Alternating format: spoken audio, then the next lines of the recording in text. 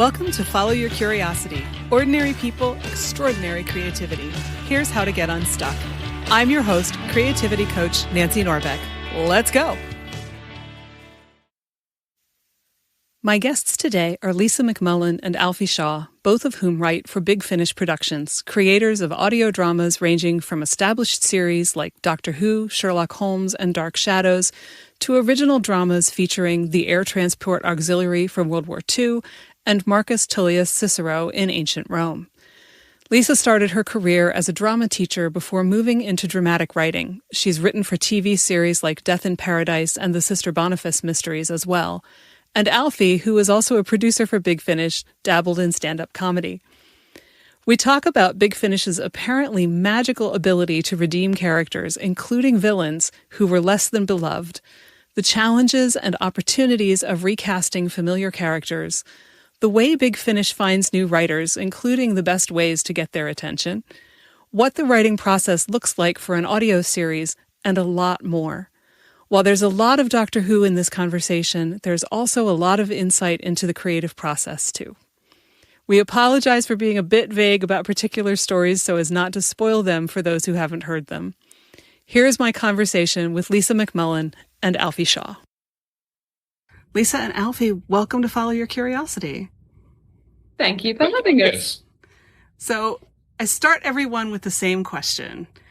And I think what we'll do is, since I see Lisa on my left and Alfie on my right, we'll start with Lisa and then we'll switch over to Alfie. Were you a creative kid or did you discover your creative side later on? Oh, no, I was definitely a creative kid. But I think most kids are, aren't they? Or I hope they are. As soon as you read The Lion, the Witch and the Wardrobe, you're immediately in your own wardrobe, your own closet, trying to find your way into Narnia, that sort of thing. And I was I'd write plays for my friends to perform at primary school. I can't remember what you call primary school. Elementary school. Elementary school, yeah. I'd always be writing plays and making the teachers put them on in assembly. So I was probably annoyingly creative, always writing and always putting on little shows for anybody who'd be willing to suffer it, really. Someday I want to see a survey of how many kids did that. Because I know I did that when I was a kid. I have a feeling, most kids do that. Yeah, they do. My nieces still do it. There's something innate, and I think it's something that maybe people lose when they get older, except for people like us who just never grow up. I think all creatives are Peter Pans. We're just clinging on desperately to childhood because, well, the adult world is scary. Right. Alfie. Yeah, quite similar, really. I mean, I have very distinct memories from a very young age writing a series of short stories about two bears called Pimto and Mimto. Don't know why they were called that. One time they were on a beach and they dug under the river and found themselves on the other side of the river, even though it was a beach. I have a lot of notes on my previous work. And I used to draw a lot of comics with stickman figures and would name them after my friends. And there was one that was sort of against, I think it was meant to be called the Jelly Monster, which was a sort of big thing of jelly with a beak. Coming soon from Big Finish Productions. Well, I still couldn't spell back then, which I appreciate is a very weird way of phrasing that. So it was called the Jelly Monster.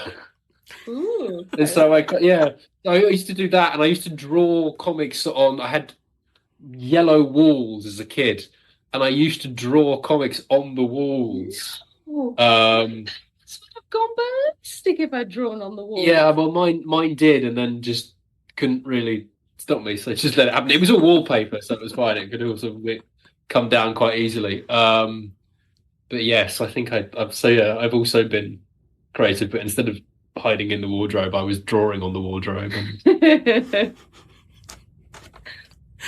Oh man, you're reminding me of the time that I took white crayon to the coffee table of my parents' house.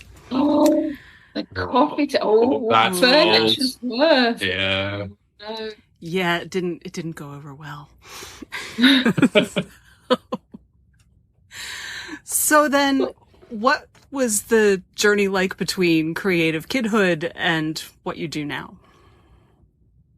So when I was at elementary school, I wanted to be an author. I thought I wanted to write books. It didn't occur to me that I could write drama as a job. And then when I was in high school, I really loved acting, and I got into local theatre groups, and I really wanted to be an actor. So I went to university to do drama. I was the first person in my family to go to university. My poor parents, they must have been beside themselves with grief that I chose to do drama rather than medicine or law. But to their credit, they let me do what I wanted to do, even though they must have been thinking, the first person with a chance at a good career. But I was a terrible actor. So bad. So bad. So I did a couple of years of really awful community theatre and school touring shows. And we have something called pantomime over here, which is larger than life fairy tales on stage. It's a Christmas show. And it dawned on me very quickly that I was never going to be able to sustain myself as an actor. And I thought, I didn't know what to do as an alternative with a drama degree. So I became a drama teacher because it was the only thing I could think of to do. I'd completely forgotten at that point how much I loved writing, even though I was still writing, but for myself, just for fun. Never didn't twig until I'd been teaching for quite a few years that, oh, I'm teaching other people's plays. That means people do this for a living. That means I could write drama for a living. And then it was a friend of mine who was somebody I'd studied drama with at uni, was still trying to be an actor but hadn't had any work, and so asked me to write a play so that he could be in something. And so together I wrote a play, and we produced it at a tiny fringe theatre in London. And I just loved the whole process. And I directed it as well. And so it was just joyous to create something that was entirely mine, for other people to come and watch. And the idea that could be a job, then suddenly I thought, oh, this is what I should be doing for a living. But it took me a long time to get there. And then I quit teaching. I quit my good job with a decent salary and good benefits, and just threw caution to the wind and thought, all right, I'll try and be a writer. Yeah, that noise is required when you do that. I mean, it's all right now, but I had some hairy, scary, a couple of years where I didn't know if I'd be able to keep up the payments on my mortgage, and just my bank phoning me up saying, why don't you go back to teaching? Wow. And me telling the bank manager, but I'm following my dream, and them saying, yes, but you can't pay the bills. But yeah, I clung on in there, and Big Finish rescued me. They gave me my first job and made me think, okay, I can do this. Wow, so that was me. Came first. Yeah, that's the first proper writing job I got. Well, it certainly turned out well, but we'll talk more about that. Yeah, I mean, I had a fairly similar-ish journey. I always remember at secondary school there would be kind of creative writing modules in English, and then we would go back to, analysing other people's texts, and I was going very bored, going, this is not my work. Why are we focusing on somebody else? Pure egomania, even from a young age. But I started to want to be a stand-up comic from quite young, and I started performing at about 16. And went through doing that until I was about 21. But I never had the memory for it. So I never really quite got it doing, one, because of the never being able to quite remember the lines, which is quite important. And not quite having the admin mind to kind of book enough gigs. You really have to kind of do it almost every night if you can, to sort of get that going. And I just never quite managed that. So that was the goal for about 5 years or so. And off the back of that, I made and produced my own sitcom that I put out as a podcast, like a full half an hour, 6-parter thing, which did moderately okay on iTunes for about a day, got to the top 10 and then just disappeared again. And I then recently re-listened to it and went, oh, I'm just going to take that down entirely. That's not good. But so then I did English at university, mainly at my parents' behest. Just to sort of, they went, you need a degree, which I think is sadly kind of true-ish. And from there, I went to work for a company that made websites for dentists. That was an interesting experience. I'll put that politely so no one can sue me. But after surviving there for about a year and a half, I got on the BBC production trainee scheme, which is sort of a thing that the BBC runs where they train you on how to be, I think it's meant to be like a researcher, entry-level gigs and various things. And one of the things there was working on Radio 4 presentation, who do various things, but one of which is they run a radio station that was called Radio 7, is now Radio 4 Extra. And during that, I met Nick Briggs, said I'm a massive Doctor Who fan, which was, I didn't need to say because my producer had said, hello, this is the person who's going to be producing you. I think he's your biggest fan.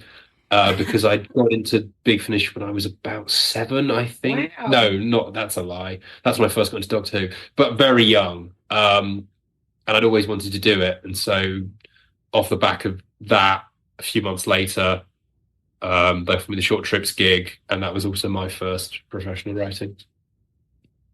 And here we are. Well, I'm curious, since you mentioned doing stand-up, that has to have influenced how you write.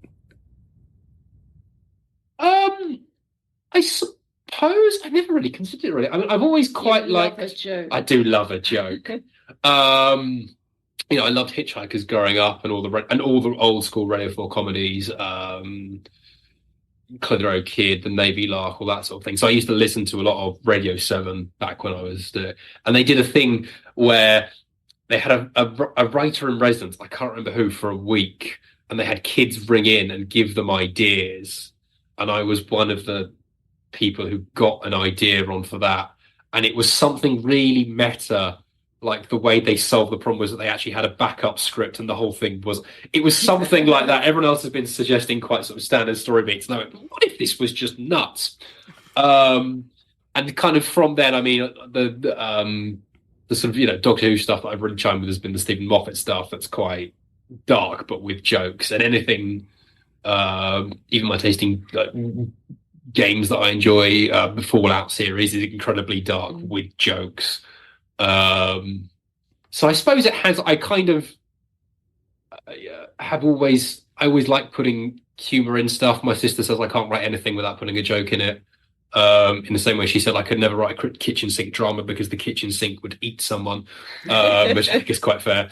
But yeah, I always think kind of jokes are important and should be used in drama. I think you can overuse them, and sometimes some films, mentioning no Marvel franchises, will put jokes at the wrong moment. But people do make jokes in sort of dark situations. Yeah. So I think it's actually quite realistic to have someone say jokes. Yeah, sometimes the funniest moments can happen in the darkest scenarios, darkest situations. I don't think anyone's ever been to a funeral without there being some moment. Sometimes I think if an atmosphere is so oppressive, it almost needs it in order to give people some light relief. I'm very like you in that I can't write anything without putting some humor in it. I have to be I have to be told quite often to dial down the jokes. Well, and there are jokes, and then there's just clever wit that's also funny. Yeah, and yeah. I know there's plenty of that in Big Finish. I can't tell you the number of times that, because I listen a lot when I'm driving, and I'll be driving along somewhere and I'll go, that was a fabulous line, and I want to remember that. And I'm driving my car, and what am I going to do? Yeah. So yeah, I think that is a more of a characteristic of British writing in general too than American writing. I don't think we do the clever, witty thing quite as well, or quite in the same way. That I don't think that's true, but I think my favorite American drama has that wit, that banter, that sharp. We've been rewatching The West Wing. Just going to say, yeah. And the way Aaron Sorkin writes dialogue is just, it's fast-paced, and everybody's witty. Everybody is the best version of themselves. And it's not realistic, because people don't talk like that in real life, but it's entertaining drama. And I love absolutely. That. I'm not really keen on drama that's totally realistic, totally naturalistic, because we have real life, and sometimes you need something that's a bit more aspirational, something that takes you something that makes you think, okay, maybe humans could be this. Let's have something to aspire to, rather than just mirroring ourselves. I think art should be more than a mirror. Yes. I think a lot of big American shows, and I say that by which I should probably mean like big streaming shows. I think they've kind of there's been so much of a sort of hodgepodge of culture that all the American writers have watched a fair bit of British TV, all British writers have watched a fair bit of American TV. So it kind of is starting to look at Succession, which I think of as an American show, but it's British writers. Yeah. But an American Australia. Actually, it's a real international cast, isn't it? But that's also got that fast-paced, witty dialogue where everybody is much cleverer than real people are. Although not there, I wouldn't say those characters are aspirational. Yeah, no, since Alfie mentioned Hitchhiker's Guide, I mean, I was 12 or 13, I think, when I first read that, which reminds me, my nephew is about to be that age. I need to get him a copy. Yes, everybody reading. Yes. Yeah, but like his kind of wordplay. When I first encountered that, I was just like, whoa, I don't know what this is, but it's amazing. Yeah. And then a couple years later, when I kind of stumbled onto P.G. Wodehouse after seeing some of Wodehouse Playhouse on the TV, and I went to the library and I picked up the book and I started reading, and I was like, if Douglas Adams never read any of this, I will eat my own shoes. He definitely must have done. Yeah, it has to be, and that's that kind of style that maybe we're picking up on it. You're right about people like Aaron Sorkin. Essentially British, I think, isn't it? That humor. Yeah, Terry Pratchett is a more kind of recent. Yeah. Does Terry Pratchett is he as big over there as he is over here? I don't know enough about how big he is in either place to compare really in a meaningful way, but he's pretty popular here. Yeah. Yeah. In fact, I remember somebody telling me, when I had run out of Douglas Adams, you should try Terry Pratchett because you'd probably like him. So, that will be the next thing that will slip into the nephew's reading list. Yes. Good. We like your style. Yeah.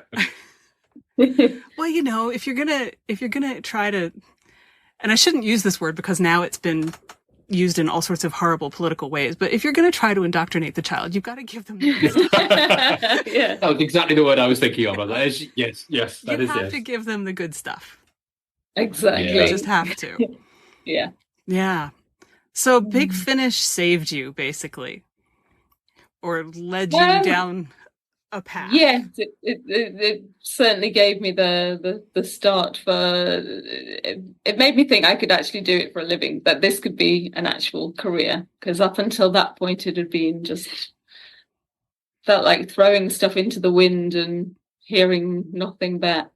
It's very difficult to break. It's a very hard industry to break into. I don't know what it's like in the US, but in the UK, it feels very much like a closed shop. We don't have writers' rooms like you do. So most TV shows tend to be all written by one writer who's the creator of the show.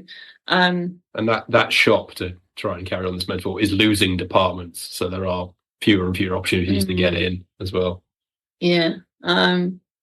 So, and a Big Finish was I sort of stumbled into it not quite by mistake, but I didn't target them to apply for jobs. Initially, I met somebody at an interview for another TV show, in a UK TV show, that I'd blagged my way into the shortlist for by pretending I'd already had TV credits and just lying, basically. Because I thought, well, what else do you do? Until you've got some experience, nobody will look at you, but how do you get experience into it? So I lied. I found myself in a room with other writers who'd all done loads of other stuff, and I was feeling really imposter syndrome-y and worried about that I was going to be found out.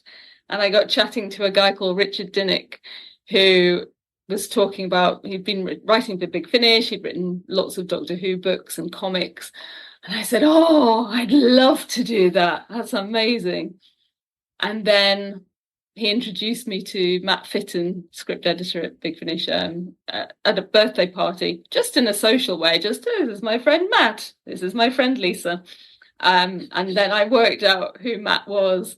And the poor man, I stuck to him like a leech the whole party, just chewing his ear about Big Finish and desperately pleading to be allowed to write.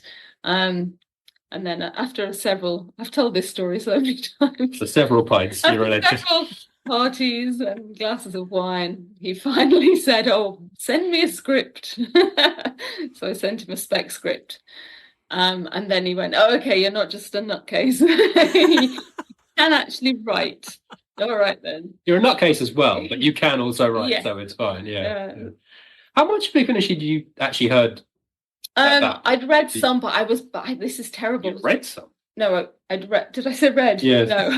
Oh, right, I thought no one had sent you the scripts. No. Right, okay. No, I'd listened to some, but I bought it illicitly and illegally off eBay because it's quite expensive to buy. I was getting it secondhand, which I think I advised somebody to do at a Big Finish panel once. And Yes, you did. thought, Yes, no, that's not a good idea. I'm terrible. So don't do that. Buy it from the website. So I'd listened to a fair bit, but not huge amounts of it. I'd listened to lots of Paul McGann stuff and River stuff. okay. Because I wanted more Paul and I loved River, so I was sort of oscillating between those two mostly. But then my first job at Big Finish wasn't Doctor Who, it was Survivors, which is a spin-off from a 70s TV show about a virus that wipes out most of the human race.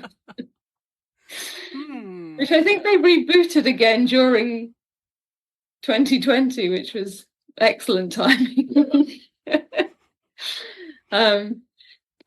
So yeah, that's why I was tested. I think they were a bit worried I was too manically obsessed with Doctor Who, which now that I know the other writers seems ridiculous. All right, yeah. Because we're all manically obsessed with Doctor Who. Yeah. Some more so than others. Yes. I'm very. We've got a WhatsApp group, and I will just keep going and going. These things, have we used these things before? What do they do? And people just know. Thank you. Yeah. Thank you very much. You think you're a Doctor Who fan until you work for Big Finish, and then you realise you know nothing compared to the encyclopedic knowledge that some of them have. And a few people are sort of there discussing who's their favourite sound recordist from the 1970s stories, and you go, well, I just about remember the titles. Right. I don't know what the monsters are, but no, I don't know who was operating the boom that day. I'm sorry. Doctor Who is an interesting fandom that way, you know, because you really do, you think you know your stuff, and then you meet somebody and drop a name and they're like, oh, they directed this thing. You're like, how do you know that? Yeah. Yeah. And oh man, to be surrounded with so many other people like that, I don't know if that would be like heaven or if it would be slightly nightmarish. And you don't have to answer that question if it'll get you in trouble. It's totally okay. It's more, sometimes you'll find yourself in a conversation and someone will start making a 20-minute passionate defense of the Kralls. And you're sort of nodding along going, which ones are the Kralls again? Okay, yeah. Right. It's amazing, and it can be terrifying. I'm always terrified at things like Galley, where you're on a panel and I think, the audience know more than I do. Why am I sitting up here? Well, they're sitting down there when they're going to ask a question, and I'll go, I don't know the answer. Well, and I interviewed Sarah Sutton 2 years ago, I think, Yeah. at Long Island 2. And when I talked to her beforehand, she said, just don't ask me anything about Doctor Who because I don't remember anything. And I'm like, okay, it's going to be interesting. And I mean, you know, what she really meant was the questions that are like, so in the second scene in the third episode of Arc of Infinity, when you do this, you know, what were you thinking? And it's just, you know. I feel particularly bad for the actors as well when people got to them and discuss the audios, because they literally come in, we've done like a night's prep maybe, record it in 1 to 2 days if it's a two-parter, and they will forget it completely. Yeah. And then, you know, the writers at least have kind of sat with it and the producers have sat with it a bit, and obviously the fans are hearing it completed, and then when they ask questions about it, these poor people go, it was a day, I didn't have to learn it, I'm so sorry. Yeah. It just kind of goes in and out. It's a really rapid process. That came up with her too, because I wanted to ask her about the one she did with David Tennant, and she was like, wait, wait, I'm not sure, which one was that? Kind of could remember it, but yeah. And some of them do so many as well. Mm-hmm. I mean, sometimes I forget what I've written, even in between, even while writing it. So because we write, usually got several stories, several scripts on the go, and there'll be varying lengths of time between writing them and recording them. And I had a question the other day about something I wrote 6 months ago. What did you mean by this line? And I don't know. I've got no idea. So then I made something up, and whether it was what I originally intended, who can say? Who can say? Right. Yeah. Right. Which is what has always amused me when my poor 10th grade English teacher, who may or may not still listen to this podcast, suffered greatly having me in class for a year and then having me come back and visit regularly for the 2 years and after that before I graduated. And it was all those questions that you get in high school English classes about, what does this symbol mean? And what is all of this? And I was just kind of like, really? And then I read Isaac Asimov's story, The Immortal Bard, which, is like 2 pages, but it basically just blows that whole thing out of the water. If you're listening and you have not read The Immortal Bard, you should go find it. You can find it online. It will take you like 3 minutes to read it. It's great. And I think I took it in and showed it to him. It's like, you need to read this. Oh, as a teacher, I can tell you, I bet she was very lovely and smiled politely and went home and poured us up a really large glass of wine. Well, I'll tell you, he made, I call it the mistake. I don't know how he thought of it. He obviously managed to put up with me for 3 years and then beyond when I would come back to visit. But he made the mistake early on in the year that I was actually in his class of when he overheard me mentioning that I had been writing something, asking if he could read it. Oh. And this was so it would have been like 1987, 88, something like that. So it was dot matrix printed, and I think I had like 5 or 6 pages of my story that was me and my friend Marjorie, who had introduced me to Doctor Who the year before, in the TARDIS with the 5th Doctor and Tegan and Turlough. Amazing. And I brought it in and I gave it to him. And then I went home that night and I wrote like 3 more pages, and printed them out and brought them in and gave them to him. Oh. And it just kept growing like that. So there was a running joke about the folder on his bookshelf that had my thing in it. And I would just come in and put new pages in it. And I have no idea how many of them he actually read. He may have read all of it. I don't know. I bet he did. Yeah. I bet Probably he did. did. Yeah. I feel like my English teacher, when someone made the very, when we were analysing a play, one of the students very flippantly went, "Do you think the author intended this?" And the English teacher very got on his horse. Well, obviously, of course, it's all intended and things. Having written a lot of stuff, no, probably a lot of it was by accident. Why did this theme emerge? Accidentally. Well, and I remember a conversation like that when I was doing my MFA, when I was working with Rachel Pollack, and we had small advising groups, and she talked about that in one of our meetings, and she said, look, you think you know what your book is about, but somebody else is going to read your book, and they're going to say, oh, but there's this theme of this, and you're going to go, what? And yet when you stop and look at what they're talking about, you can say, oh yeah, I can see where you see that, but I didn't do that intentionally. So, when you teach, because I did teach for a while too, and, the 9th grade teachers would have their short story unit with their kids, and then they would tell them to write a short story, and all these kids knew about writing a short story was there's a setting and there's a theme and there are symbols and there are characters, and which doesn't really equip you to write a short story. And so, they're sitting there trying to make a theme happen, and they're, 13 or 14. And so if you get lucky, you get a couple of good ones, but it's kind of a doomed exercise from the start. Cause I think the best themes emerge on their own. They do. But you need to know what story you want to tell. And the theme becomes apparent, and it's usually the reason why you want to tell that story, but you're not necessarily conscious of it when you sit down to write it. Mm-hmm. That's why it's quite useful when we do stuff like outlines, because we have to outline everything because it's tie-in work. So as you start going through the outline, you go, oh, actually, this has emerged, and then you can redo the outline to pretend that it was always about whatever it may be. But I always try and make sure that when we get outlines, that the theme is kind of there and the emotional arc is kind of there, because sometimes outlines can be very much, I mean, mine are as well, especially sort of blueprints. This happens, that happens. That goes through there. Mine aren't.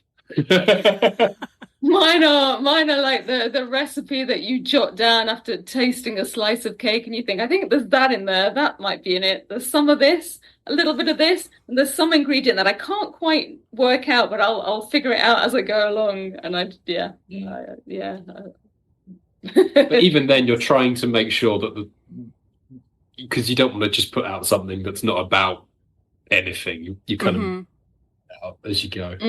Yeah. By the time it's written, I know what it's about. Yeah. But I don't always know when I start. No, that's true. I just always try and avoid hitting the end of draft 3 or 4 and going, this is what it's about. Right, page 1.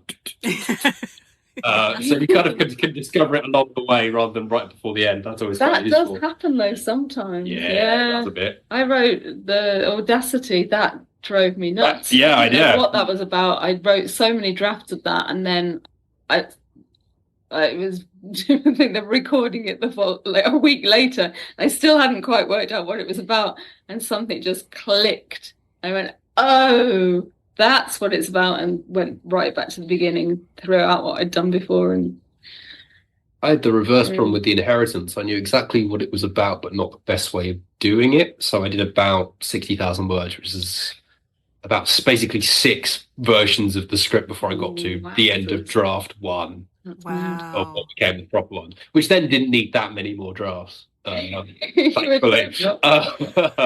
But yeah, that one really went around the houses. But that was a thing that we kind of knew what it was going to be, but wasn't quite nailing the execution. So sometimes you can do, if you come up with something and it's kind of idea or concept led, you kind of know what the theme is, I find generally anyway, because it sort of explains itself. Yeah. But then you kind of tricky kind of the execution. Whereas if you're kind of exploring, you're sort of discovering the explanation as you go. Kind of clearing the gap, and you're finding the way and what's there. Well, and I'm wondering, because I have listened to a lot of the behind the scenes stuff for Big Finish, so when you guys Oh no! What did we say? can't see- We can't remember those You can't either. see Alfie. Well, you're not the person, and I'm not exactly sure who said it on the episode of the robots that I was listening to last week, that they were sure that the last thing that would be affected by AI would be all of the creative fields. And I was like, you were really wrong about that one. Unfortunately, you were really wrong about that. But, and I don't know who it was, and it's okay, because nobody knew. But, you know, when people are talking about, you know, I was given this idea, or we worked out this idea, it kind of sounds, when you listen to it, like, oh, I had this conversation with, you know, the producer or whoever it is that's coming up with ideas with you, and then I went home and wrote it because this was a great idea. And I know enough from my own experience as a writer that it doesn't really work that way. But it makes me wonder, like, how much room is there to say, okay, I've worked with this idea and it turns out it's actually about this other thing. Do you have that kind of flexibility? I mean, I don't even know, like, what the timing is usually like. So I don't know how much time you usually have to play with things. I mean, it depends. With some ranges more than others, with some stories more than others. Sometimes there's a very tight arc across a series that you really can't deviate from, or there's not room to deviate from. Sometimes stories are more standalone and you get a chance to something that I've just written and will be recording. It will, we promise. It's very, very far from the actual pitch that I originally pitched. When I sat down to write it, it went off on its own little journey over the hills and far away.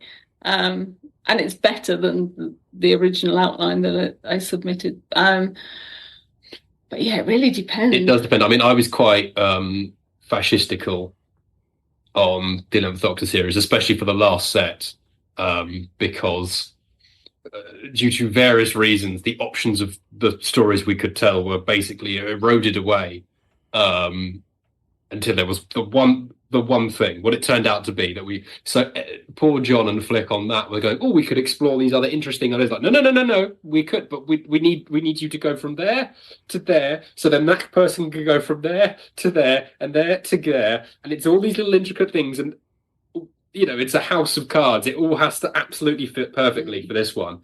Whereas anything that's more either standalone or if you're earlier in an arc, you're generally at the kind of either throwing ideas up in the air stage, or next week's episode doesn't totally rely on, you know, a certain ending. So yeah, that kind of, as you say, is a bit more freedom to it. Yeah. But by and large, you come up with a paragraph of an idea, and your script editor and the producer will say, okay, expand it more. So then you'll come up with a 1-2 page pitch. So you have a couple of pages, but it goes back and forth a couple of times between script editor and writer, and then to Nick Briggs, who the exec, who has an eye over all of them, making sure we're not bringing the company into disrepute. And then the BBC, despite my best efforts, and then the BBC have to look at it as well to check that, you know, we're not destroying the good name of Doctor Who. Despite my best efforts. So you have, how long is a piece of string? So sometimes you have a lot of freedom. Sometimes it's quite constricted, and so many different goalposts in play that are movable. But also some series we will sit down and have a meeting and we'll basically thrash out the entire series arc. Was that Stranded? You had a fairly... Yeah, Stranded, we sort of knew where it was going. We had a big meeting because it was quite different to what they'd done before. So we sat down in 2019 and said, right, let's set this 2020. In 2020. What could go wrong? The Doctor's stranded on Earth. Like, oh, okay. Little did we know.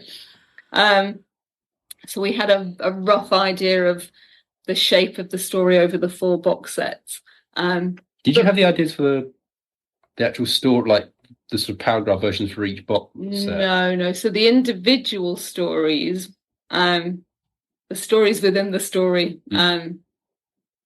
they were made up as we went along. But what I'd call the serial, the sort of ongoing story of the regular characters, that was loosely mapped out from the beginning. Yeah, because that's sort of what we did with.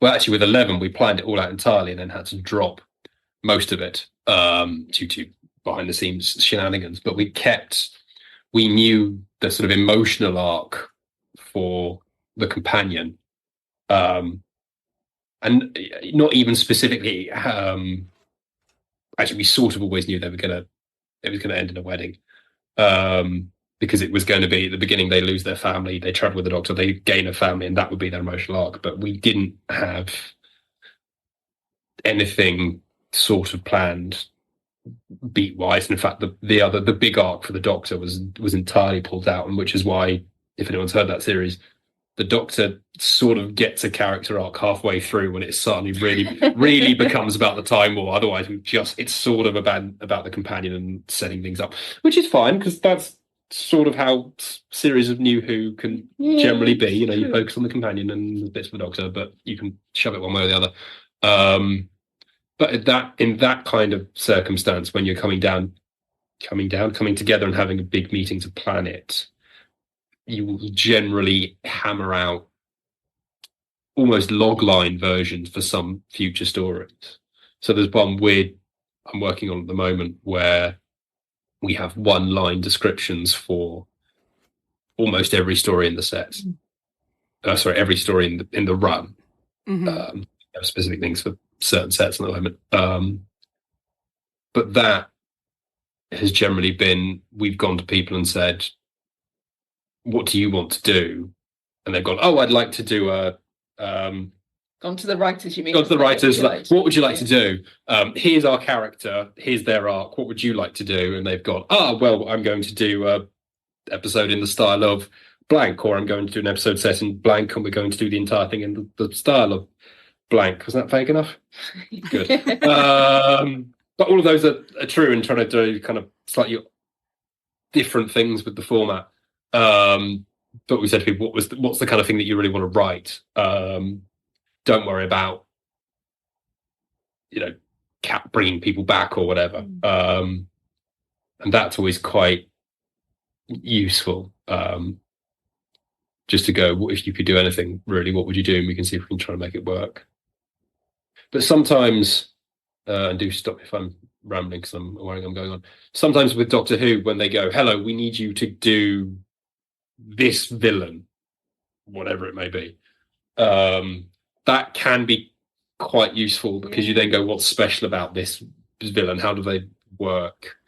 So having a starting point sometimes is actually quite useful. I love a steer. That's my worst question is, what would you like to do if you can do anything at all? My mind just goes blank. Yeah, I know the feeling. Yeah, too much possibility is sometimes really not helpful. Where do you start? I need somebody to narrow it down for me.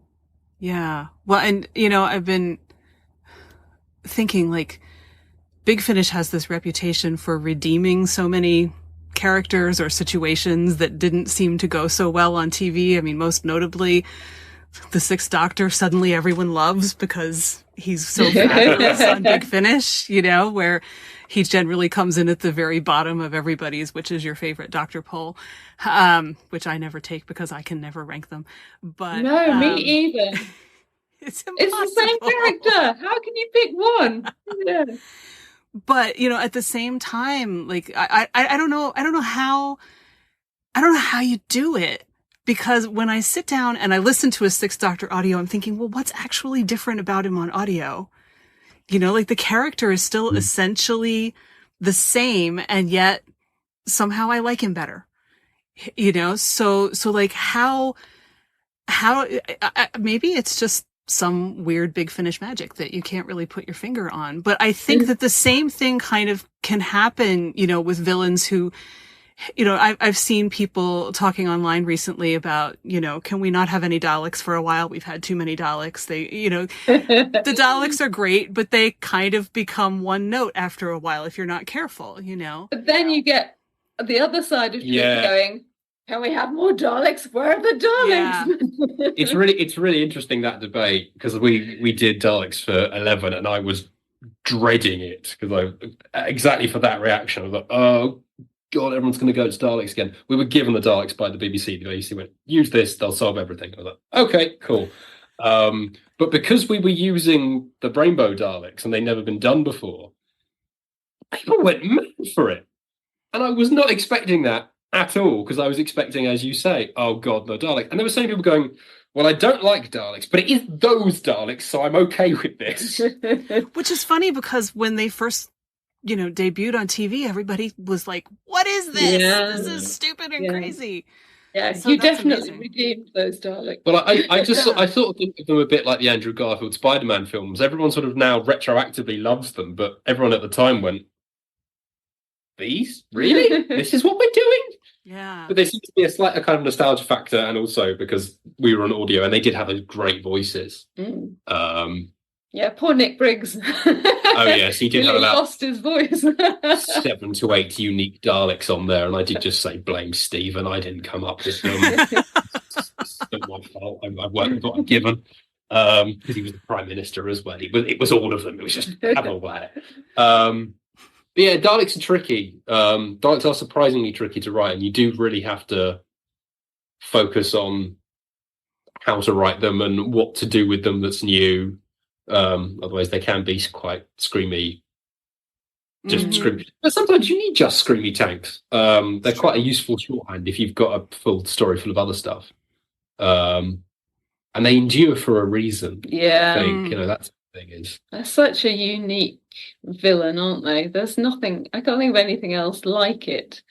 They're just so peculiar. Their form is so unthreatening, but their voice is so chilling.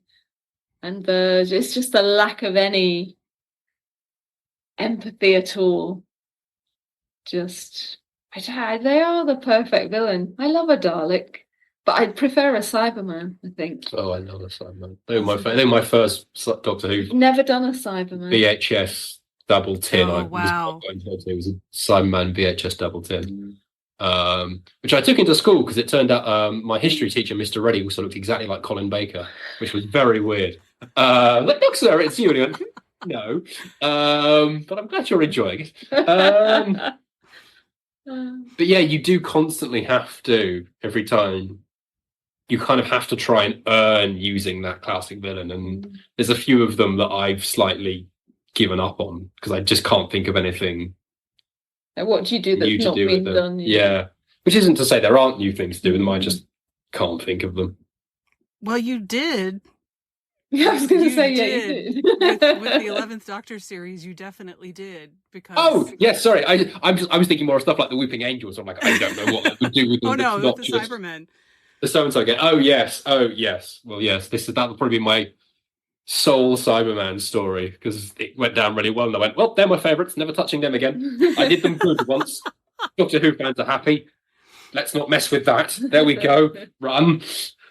Yes, the story in question, I think, is called Sins of the Flesh, as opposed to Sins of the Father, which is where my brain wants to go. That's not what it's called. And it was just such a fabulous way of using them to do something completely different. And, the thematic elements of that story could not have been a great big mystery to you either. No, it wasn't subtle, nor was it really meant to be. No. I don't know, you do subtle with Cybermen, and sometimes you don't need to be subtle. I always find it very interesting online, just to do a real tangent, that, all these very sort of angry, right-wing, really, really far-right, hateful people go, oh, well, you must not put open themes in your work. You must be subtle with these things, but we're going to be very open and aggressive with all of our stuff. And well, I'm not sure if I can swear on this to you.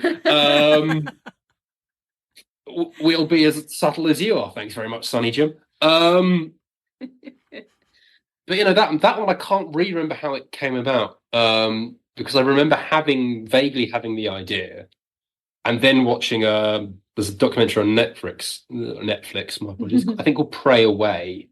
And in the opening of that, which I think I do talk about in the extras of the CD version, there's someone who is leading a religious ceremony in their own home, and they all started stomping in unison while praying, and I just went, oh God, it's the actual Cybermen. So that opening scene with them praying is just ripped straight from that documentary. And that's when I went, I've got to do this, and this is how we're going to do it, and that's all. And then that one actually came together quite quickly. I remember you sent me your script while you were writing that, and I just looked at it and went, oh, it was one of those moments where you think, why didn't I have this idea? Why didn't I write this? It just seemed, what a perfect story for the Cybermen. It just, what a way to tell that story as well. I just thought it was brilliant. And we sent it past a lot of people to make sure it was read and done properly. And it was also interesting, the reaction to that. There were some people who didn't like it because it was about religion. And some religious people thought it was unfair because their church wasn't like that. And some people went on the other end of it, well, it's about religion, but it's not really attacking religion enough. And I said, well, it's not really about religion at all. It's about those people, specifically conversion therapy people, who are using religion, to sort of perpetuate this horrific thing. So sometimes you do. But that's like what you were saying about people. You write something and what you intend and what people take from it. It's not always the same thing. And then you have to take heart as the creative, going, well, fine, I understand your various points of view, but it was very specifically about, in this one thing, about this. And it's that sort of weird thing of, there is death of the author, but there is also almost solace of the author going, it was about this. But, so that, understand that, but I don't have to have my ego or opinion of my own work, or those bits of criticism. I can accept them without having to take them to heart, if that makes sense. Yeah, because you can't control what people are going to say about it. No. Which, as much as we've tried, yes. Now that we're talking about it, God, yeah, that's kind of a terrifying thing to throw out into the world, a story like that is about something that really shouldn't be controversial, but still is. And then kind of go, well, I hope that most people like it, and I hope that nobody comes after me in some horrible way because they thought it was terrible. Yeah. No, yes, didn't have any particular direct nastiness. Someone anonymously gave it a 4, which everyone else was giving it sort of super high score. So I just went, I wonder what's behind that. 10. Out of 10, yeah. Out of 5, no. It's quite good. It's 5 out of 5 or nothing, darlings. Which sort of thing. And then we got another review on someone else, which was really just, so offensively awful that it sort of swung round to being funny. Like, break out the popcorn. Because this person was like, well, this has lesbians in it. Like, okay. there, you. Seek help. But yes, no, it hasn't had anything particular. But what was quite nice is then there were a couple who came up to me at various conventions and thanked us for doing that story. And that was a sort of really big thumbs up of, this was absolutely worth doing, and we should definitely try and do things that are engaging with actual problems and sort of slightly darker material, which my stuff tends to skew towards anyway. But again, had some great jokes in it. Wonderful one about regeneration that I will not stop banging on about. Yeah, well, that one just hits on so many different levels, because it's clever all on its own as an idea for something different to do with the Cybermen, and then it has such a massive emotional punch, like as soon as you realize what's actually going on in that story. Yeah. And I want to apologize to people who are listening, because we're being vague so that we don't spoil anybody. But but yeah, once you figure it out, you're just kind of going, Yeah. whoa, this is not your typical Doctor Who story. This is operating on like 5 or 6 different levels all at the same time, and holy cow. So yeah, there's a reason why it sticks in your head. Thank you. What else to say? That was very lovely of you. Thank you very much. Well, it's true. So yeah, but that's part of why, you know, like, I find the Cybermen scarier than the Daleks because they want to turn you into one of them. Yeah. But at the same time, even with that, after a while, they tend to be kind of all kind of doing the same thing. So when a story like that comes along, it's like, we can still do something different with these guys. Oh. Yeah. And that's the trick that you've got to try and find with all of the new stuff. So I generally have a rule on the stuff I produce, which is no prequels, no sequels, and no classic monsters. And it's there mainly because we will have discussed what we want to do with classic monsters beforehand, and it will be like when we have the big meetings for series, we will go down and go, okay, we're going to do this interesting thing with this classic version because we can do this, and this. But then we don't really want anyone else, because otherwise, if you just say open submission, you get a lot of stuff that is, can we do a sequel to Terminus? Why? I like Terminus. Oh, are you talking about Paul Spragg? No, just in terms of writers and stuff, because everyone has the okay. kind of, you know, pet love monster that they just want to sort of use rather than kind of push. And so we always sort of say we're generally looking for new, and if we're doing old, we'll have had a big chat about it fair enough. to do something new with. But yeah, it's also that kind of old thing with when you're doing a series of Doctor Who, there is a sort of push and pull between. I mean, people say, oh, well, there are too many Dalek stories. People generally can say that with there's too much classic monsters in general. And it is that slight push and pull of going, we want to do lots of new stuff, but you are in the Doctor Who toy box as a creative, so part of the joy is getting to play with the existing toys. People kind of like it when you bring back classic stuff, especially if you can find something new with it. That's really the sweet spot. But you kind of have to balance not using them all the time with too much of them, and not kind of the kind of dynamic of the thing. In the same way that the TV show, I always think it's interesting that they generally will use a classic monster or so for most series, just to kind of go, hey, this is the same thing that you remember. This is still Doctor Who. So it is a kind of not only just considering what you can do with new stuff, but who's the best fit for this storyline. And then the thought escaped me and left and went on holiday for 3 weeks and had a glorious time and never came back because it married someone out there. Yes, next question, please. That really went away. I'm sorry. That's okay. Welcome to my brain. Just That's throwing okay. things out there. It happens to all of us, right? Yeah. Well, since you mentioned Paul Spragg, I'm curious to know, like, I mean, I don't know how much you guys have to do with that competition, but there was someone on a forum I was looking at, maybe, I don't know, like a week or so before submissions ended for this year's contest. So whenever that was, not too long ago.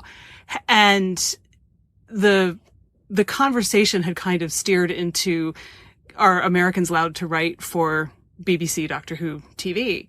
And a lot of people were saying, I'm not sure, you know, like there are, at the very least, there are all of these rumors that they're not. And when somebody replied and said, man, you know, I've always wanted to write for them. And a bunch of us were like, well, so write for Big Finish. And they were like, I can do that? And I said, well, I'm pretty sure at the very least you can enter the competition and you got a week to write something and send it in and see what happens. So, I mean, what's the experience like with people submitting to that contest? Do you guys have enough to do with it to have any idea? I have nothing to do with it at all. I have all to do with it. But I am the person that does the initial sifting. So I am the person who makes the shortlist. So unfortunately, if you're listening to this and you've been rejected by Paul Spragg, you've probably been rejected by me, for which I can only apologise. It's all anonymous, though. It's all anonymous. So the process is people will email in. The wonderful Karen in the office then puts them on an internal storage system, but without names and contact email. All of that's filed off. I then read all of them. I did it 1 year in 3 days, which did nearly kill me. I generally now will, as they come in, once a week sift through. This year, I think about 40% of the entries came in on the last day. That last day is a real rush. And from there, once I've sorted them, they will go on to the shortlist will go onto the judging panel, who will then pick their top tens and then their respective winner. But yes, you can absolutely enter from anywhere all over the world. There is no, I'm pretty sure Salim is American or Canadian. Sorry, Salim, I'm forgetting. The man who wrote Battle Scars, who also won for I think it's called Lambbound, the Third Doctor one. Apologies, my brain forgets things. But yes, it can be quite intense. And there's a lot of them. There's a lot of, it's interesting, certain themes kind of emerge sort of naturally. So this year specifically, it was themed about the Time War. So you'd have certain types of Time War stories emerging, which I thought was interesting, just the kind of that repetition of ideas by people who clearly had not spoken to each other, because otherwise you wouldn't enter this with ideas. I have a question. Yeah, okay. Do you find that the themes that people are writing about and the stories they're wanting to tell do they resonate with what's going on in the world? Some of them do. I mean, this year not so much, because people were really leaning into the Time Wariness of it all and getting to use the Daleks. A lot of people put Daleks in. But yes, there was a lot of COVID ones. There was a lot of Doctor Who solves COVID. That was the main one really for that year. There was a lot of that, and a lot of people being in isolation and that sort of thing. But not so much other than that, really. There are every year someone will enter a story from the point of view of the TARDIS, without fail. Trying to know what else I can say. Yes. Ask me questions and I'll see if I can answer them. But yes, I'm very involved, because it's part of my production coordinator office job. So I'm the one who sorts all of those. TLDR. So send your complaints to us. Yes. If you're not already. But I can't do feedback. Email in the show notes. No, we won't. So do many of the people who win that competition end up writing more for you guys? I certainly made an effort to when I was doing short trips and could pull things through. There is writing prose and writing drama are two different skill sets, which was why during my tenure on short trips I introduced the mini dramas, because we could sort of use them as testing grounds for people a bit more effectively than prose. But some of them do. Some of them I just sort of take a leap with, and just they get a bit more kind of hands-on support. But yeah, I try to, just because it's sort of meant to be a way to break into the company. And we had a few really, really brilliant people come through that.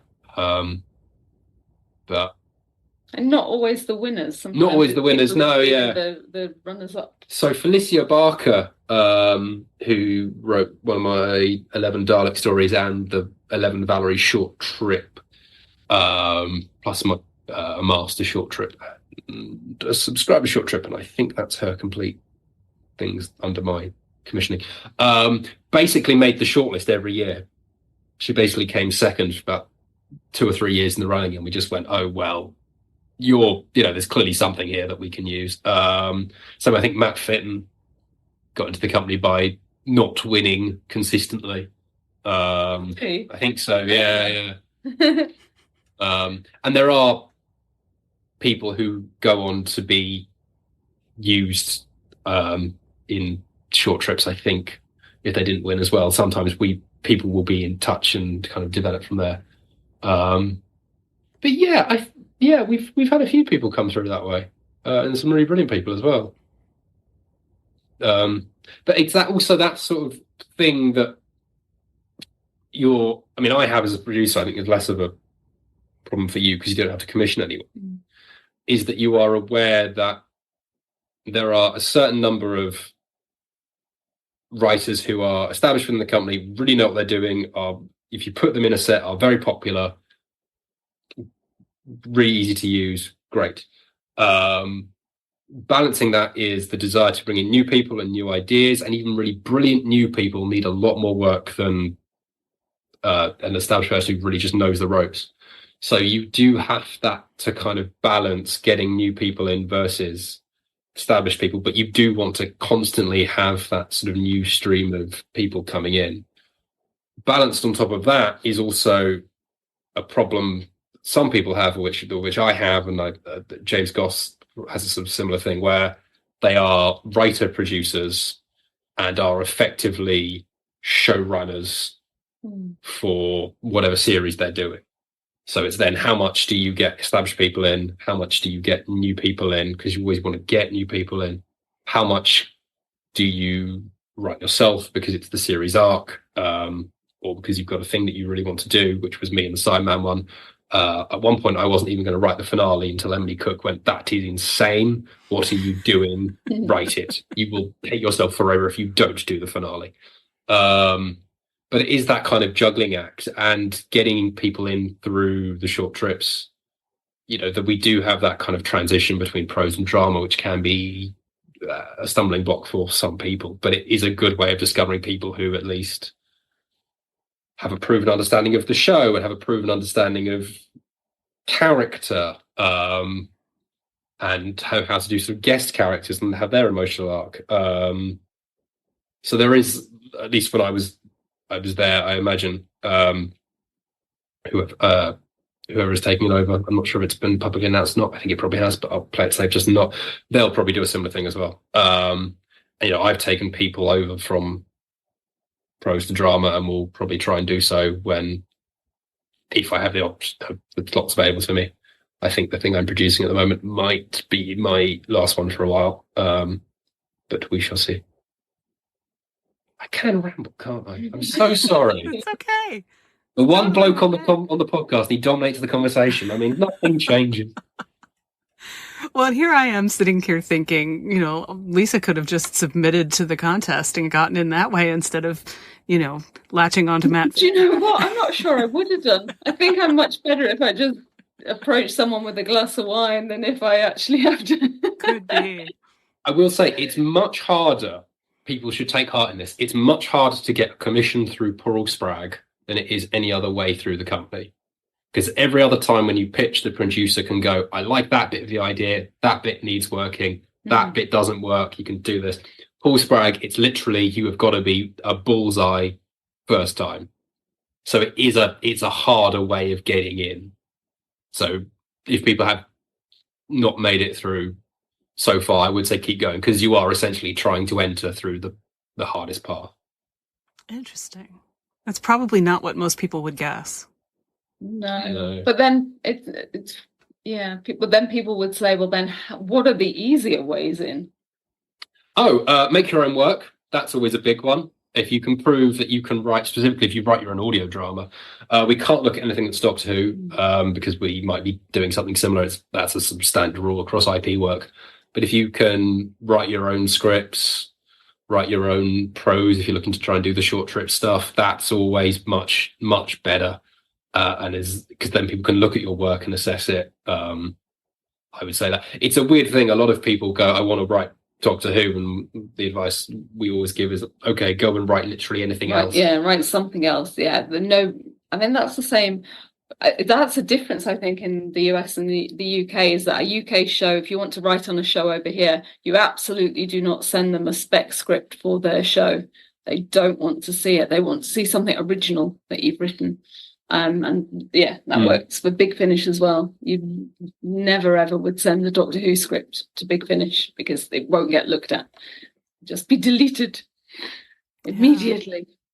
Well, that's good for people to know too. Yeah. Because I'm sure lots of them send stuff and have no idea why it never went anywhere.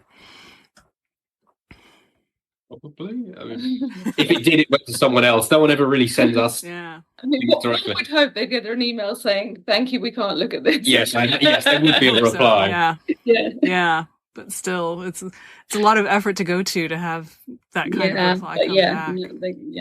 We just can't look at. Yeah, I mean, speaking of establishment, my favourite Paul Spragg entry ever, and if this was you, well played. Someone once just submitted the entire shooting script of Heaven Sent, which I loved reading because I haven't read it before. Oh, this is good. Unfortunately, Stephen, if it was you did it already, and you did it pretty well. So we can't do it again. But I did enjoy that.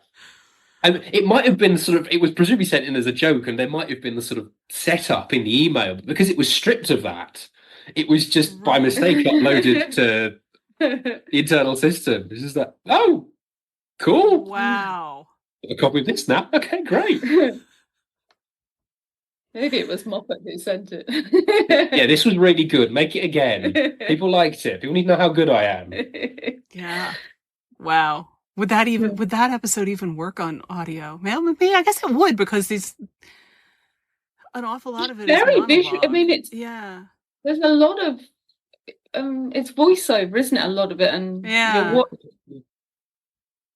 don't know. You could probably do a version of it.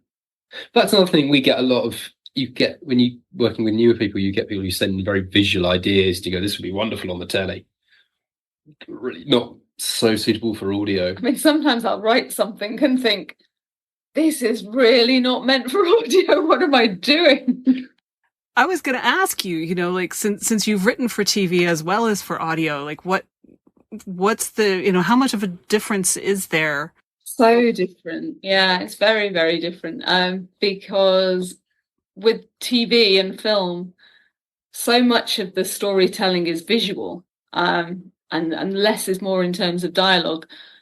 But then with audio, it's the reverse. And you've got to use the dialogue in a way that helps to set the scene, and to clarify what the sound effects are. The sound effects are so good, though. I think Big Finish, the sound designers are just fantastic. What they do with the ridiculous directions that we give them. What's your most ridiculous? I think my most ridiculous stage direction for FX was FX. Their universe implodes. What's your most ridiculous? I once asked for the sound of a funfair exploding, or like things like the sound of utter dread and fear going down a plug hole, like the ridiculousness like that, and then you go and they do it. They go, do you mean this? Yes, that's exactly what I meant. But it's brilliant. I wrote a Paul McGann one with there was an army of giant skeletons, and I listened to that not long ago. Then she'd made the skeleton army using wooden coat hangers. Oh, wow. But you listen to it and you're like, oh, wow, that sounds amazing. And then you know that what he's doing is just in his studio going... I think they have a lot of fun with that sort of... I bet they do. Strange stuff, yeah. But yeah, so different to writing TV, because it's hard to switch your brain from one to the other, and to get you get used to writing for audio, and then you write a TV script, and suddenly it's so dialogue heavy, and it's got to be strip it down. You've got to tell the actors where they're moving, tell the director what we're meant to be focusing on, where's the camera meant to be looking, what are we seeing. And then you go back to writing audio and you're, you start writing something visual and thinking, they can't see it. How am I going to present that in an audio way? But it's fun. I like the difference between the two. It's challenging. I write, I haven't done much, but I've done some theatre as well. And I always think that audio is so much closer to theatre than it is to television, because it's characters talking, and the story is told through dialogue more than anything. Even though some theatre today can be really visually spectacular, I think it's still, for me, my favourite theatre is when it's intimate and you feel like you're almost part of the drama yourself as a spectator, rather than I think too much visual stuff and crazy special effects, for me, distances me from theatre. I like to be sucked into it through the actors on stage. Yeah. I like to lean in and feel like you're in the same space with them, which you don't get with TV or audio or any other medium, really. You're there and it's live, and whatever happens, it will only ever happen exactly like that one time. Every performance will be different, even if it's in tiny infinitesimal way. But I love that about theatre. You don't get it anywhere else. That feeling of you're part of something. You're all experiencing something that will never ever be repeated exactly the same way. Yeah, it's true. It's very true. Jump in, and I thought I'd spoken too much. I thought I'd just hide away. No, you're fine. You're fine. We do get a lot of theatre writers in. That is how, especially the Tim Foley, Stuart Pringle, Lauren Mooney faction bring in a lot of theatre people. Then I think they find the leap a bit easier than the prose people. That makes sense. That makes a lot of sense. Is there anything we should talk about that's not Big Finish? Because my brain is sort of locked into Big Finish territory right now. we find it, wherever we are, as soon as, if you get one person, if you get more than one Doctor Who related person in a room, or if you get more than one Big Finish related person in a room or in a conversation, even if you've met to discuss world politics or, as we often do, or horticulture, as we often do, the conversation will always, I think, even actually, you don't even need two people. You need one person connected to Big Finish or Doctor Who in any situation, and somehow the conversation will always. And suddenly you're listening to a 20-minute defense of the Krauls, wondering who they are. Is it terrible to admit that I do know who they are when you mention that? Android invasion? Android invasion. I did listen for the first 2 minutes. I do a lot of nothing else. All my other work is very speculative and in early stages. So you're the one with. And I do random things, British television, that probably your audience hasn't encountered unless they have BritBox or they come across it in some strange. Although I will occasionally talk to somebody in America about something, and I'll think it's so British. I write on a show called Sister Boniface, which is a murder mystery solving nun. It's like Agatha Christie, Miss Marple in a wimple. And then somebody will say, "Oh, I've been watching it on BritBox in America." Okay, who knew? That's a quintessentially British show. I'd love to write on an American show, and I'd love to get my own stuff. I'm in a constant process of development with different production companies, trying to get things greenlit, and it's so funny when you think about what you wanted to do when you start out, and you continually move the goalposts. So if I'd known 10 years ago that I'd be doing what I do for a living, I'd have thought all my wildest dreams had come true. This is the pinnacle of what I want to achieve creatively. But now that I'm here, I'm like, oh, but then there's other things up there that I want to do now. So you're continually, I don't think you're ever satisfied as a creative person. I think there's always something else that you want to do. I think that's right. I think once you become satisfied, you might become, I don't know, bored of what you do. Mm-hmm. There's got to always be something to aspire to, I think that's right. Because you can't keep doing the same thing over and over again. No. Well, you can. I mean, we're working for the right company to do. But it's the same thing and not the same. It's the same thing, but not the same thing. Yes, no, You've got to continually I find joke before Jason sends out the hitman. Continually find new ways to do the same thing. So it's the same but different. Yeah. Yeah, well, it's just like we were talking about with that Cyberman story. It's a totally different thing to do with them. And, how many other people could have watched that same thing on Netflix and seen that scene and maybe even had a similar idea, but weren't in a position to do anything with it? Yeah. Yeah. And somebody probably was like, oh, you just think about Doctor Who too much. That may or may not be true, but you had a chance to actually do something with it. Yeah. So, it is. Yeah. It's interesting. Since we're back on Big Finish, we'll crack on. It's really interesting working on Recast Doctors because I think they have I'm aware that they are a thing that divides the audience, but they do have a strength that they are not really people like.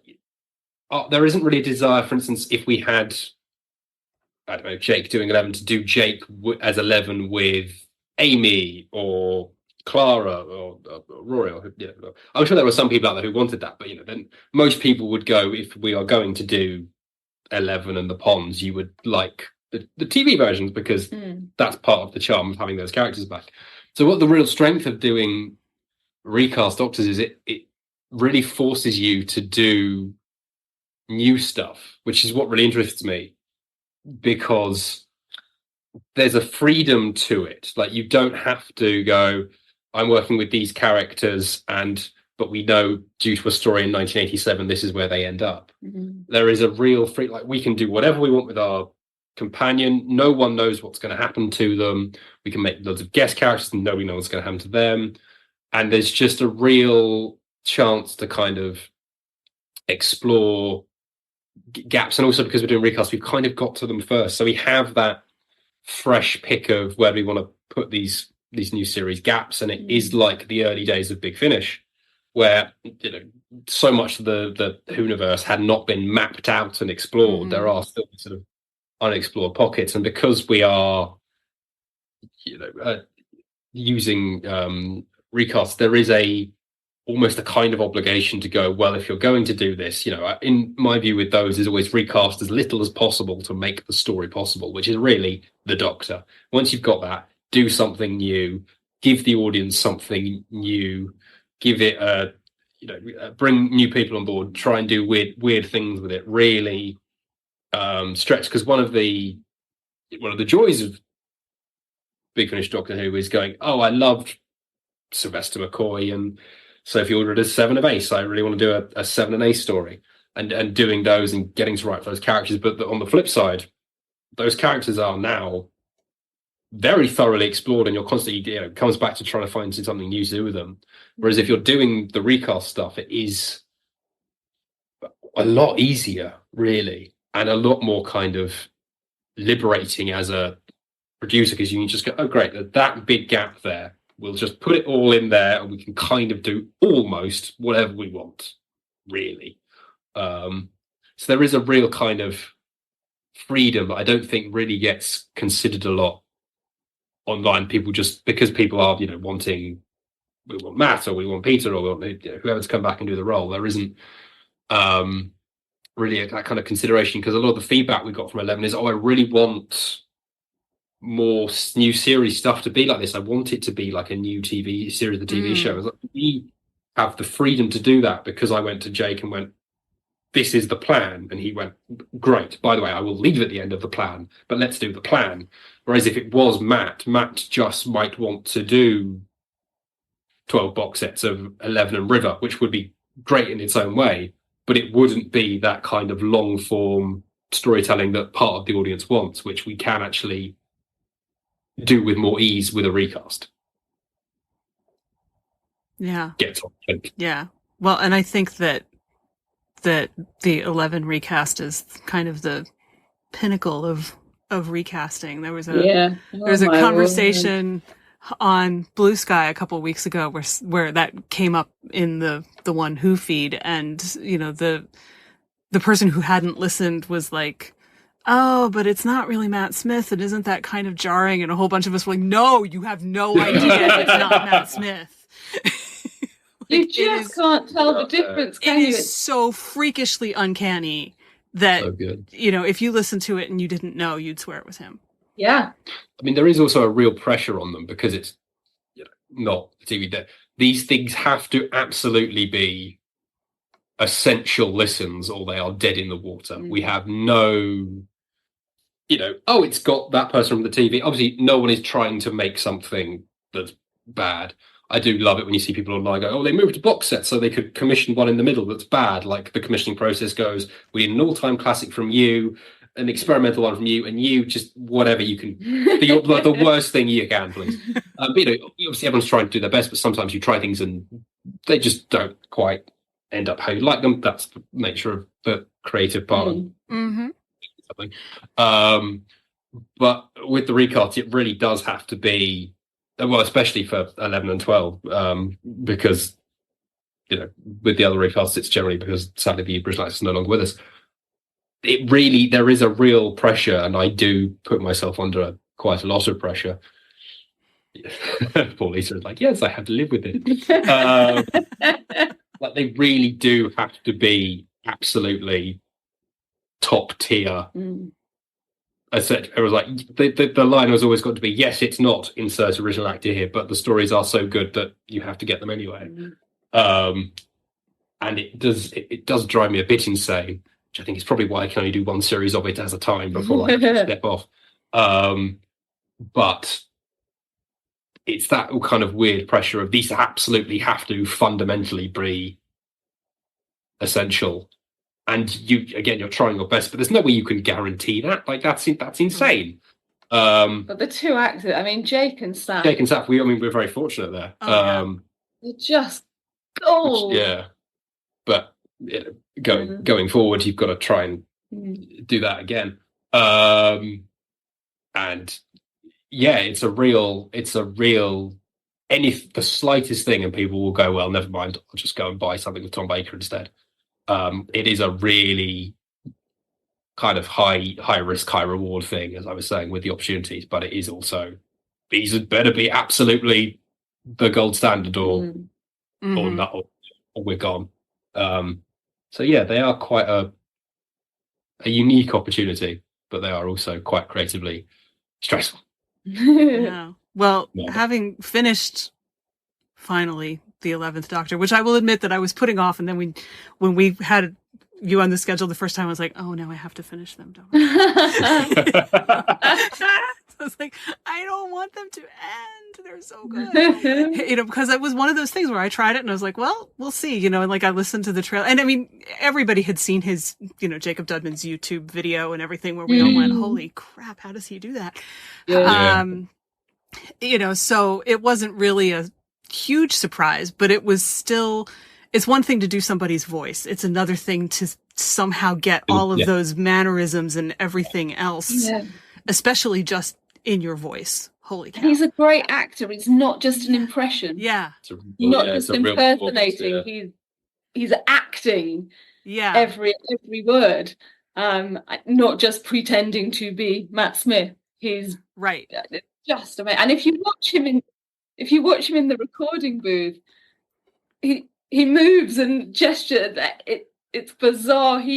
It's like bodied by the spirit of Matt Smith. But still alive, currently working at HBO, Matt Smith. Yeah. I do find it interesting, though, that I think, like weirdly, the Doctor Who fandom is more...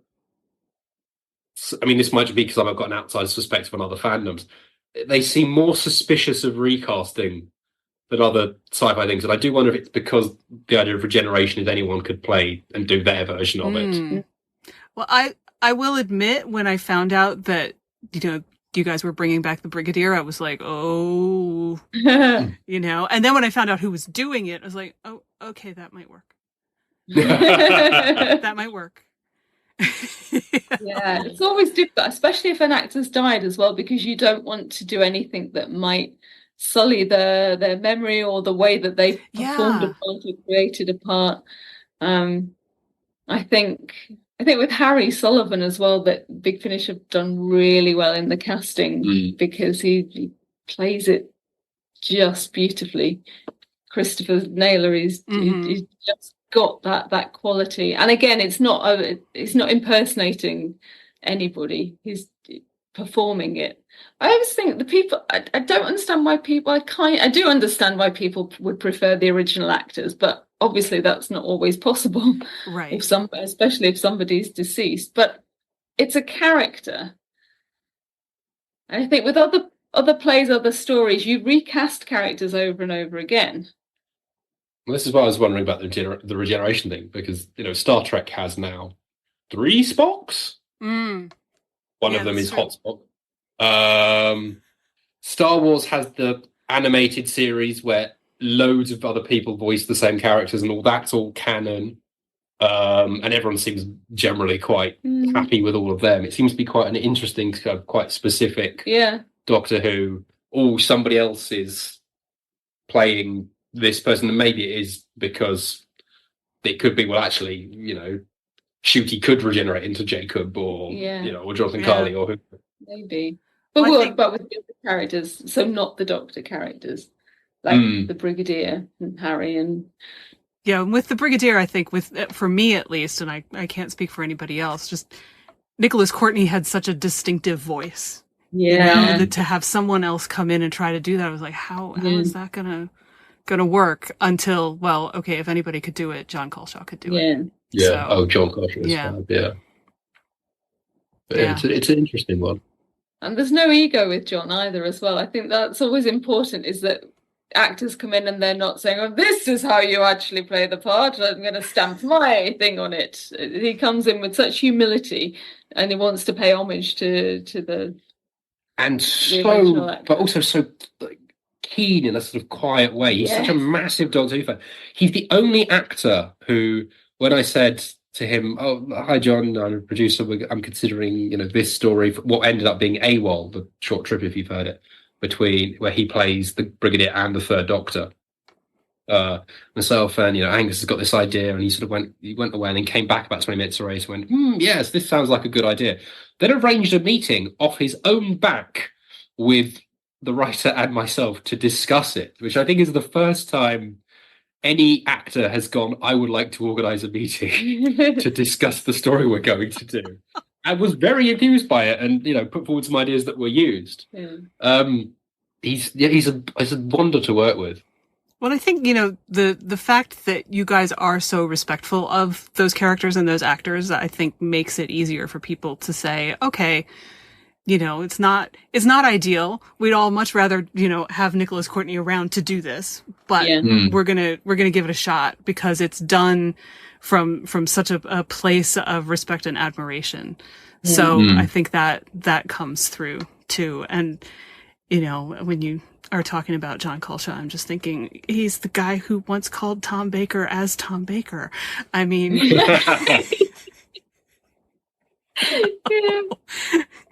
that is so nervily hilarious.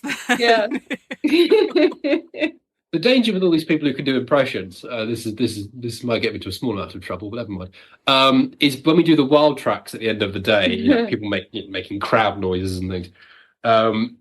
Jacob and John both tried to get like Trump in the background of Alien Planets, Boris Johnson, and some of them made them. If you listen out quite carefully, and there's an alien Congress that I think the 12th Doctor takes Osgood to, and if you listen out, there's definitely Trump and Boris in on that planet as well. Well, we'll have to listen for that now. Even if you've heard it already, you'll have to listen for that again. Wow. Well, I feel like I have taken up a good chunk of your time, but this has been so much fun. It's been lovely. So, thank you so much. Thank you for having pleasure. us. Thank you for having us. That's this week's episode. Thanks so much to Lisa McMullin and Alfie Shaw, and to you for listening. Please leave a review for this episode. You'll find a link in your podcast app, so it's really easy and it'll only take a minute. If you enjoyed our conversation, I hope you'll share it with a friend. Thank you so much. If this episode resonated with you, or if you're feeling a little bit less than confident in your creative process right now, join me at The Spark on Substack as we form a community that supports and celebrates each other's creative courage. It's free, and it's also where I'll be adding programs for subscribers and listeners. The link is in your podcast app, so sign up today. See you there, and see you next week. Follow Your Curiosity is produced by me, Nancy Norbeck, with music by Joseph McDade. If you like Follow Your Curiosity, please subscribe, rate, and review on Apple Podcasts or wherever you get your podcasts. And don't forget to tell your friends. It really helps me reach new listeners.